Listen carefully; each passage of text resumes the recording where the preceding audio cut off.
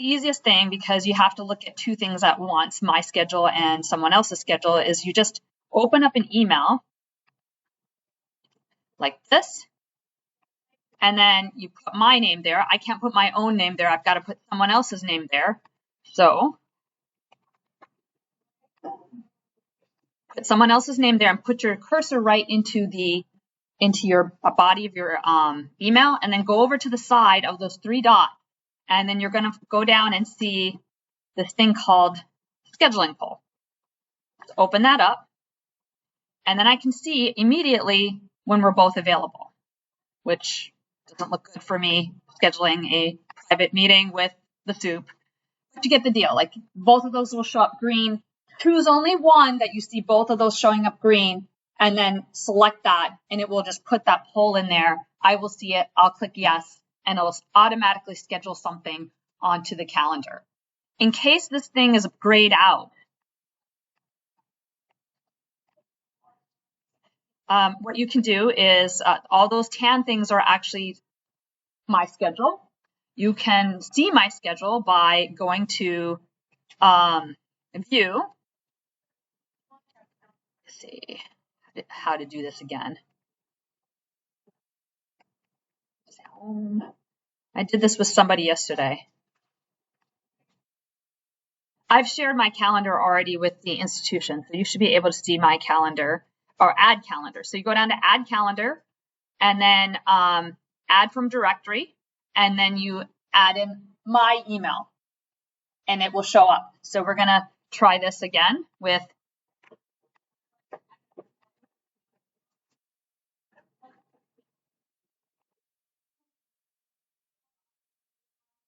the soup, and okay, I don't have permission to look at his, but let's look at someone else's. Let's look at Colonel Scoletti's.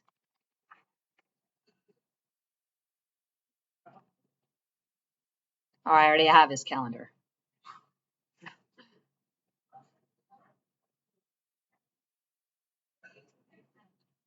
I'm going to add his calendar to this thing. I apparently already have it. And then what I'll see is, I'll see his calendar down here.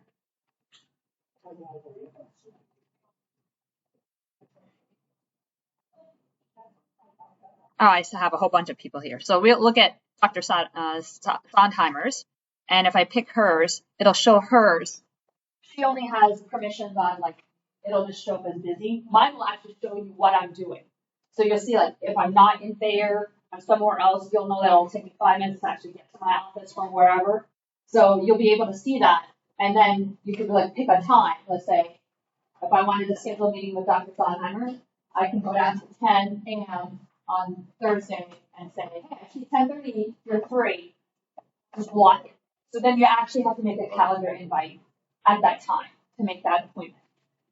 I'm open to helping you on Saturdays and Sundays. I don't mind. So I do put all my social stuff on here too.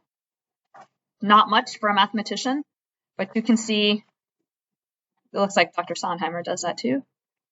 But you can see, like, I have already a AI with someone in the class on Saturday. Sunday, I have band practice. I should actually put that as, we usually work till about 1 o'clock, but I'll change that. So any of these times, like, if you want to meet at these times, shoot me a text first, though, so I know, like, that I need to be at home and I shouldn't be out, like, at Wegmans shopping or something, right? So, and you can also text me, send me stuff that you are looking at. But for the one-on-one AI, if I asked you, it means that I feel like that could make a difference, because I'm not trying to waste your time. So make that appointment if your homework says that you need to come in for AI. I need to have that first piece, developing the constraint subjective function. Everyone's got to get that. Otherwise, you'll be miserable this whole semester. So I need to make sure that you know how to do that. If I find on the quiz that you couldn't do it, but on the homework you could, I'm going to call you in for AI as well, because I need to know that you have to be able to do that, or else the WPR is going to be a disaster. Everything moving forward will be a disaster. So the sooner we get that squared away, the better. The other thing I wanted to mention is, some of you had talked about procrastination as being an issue.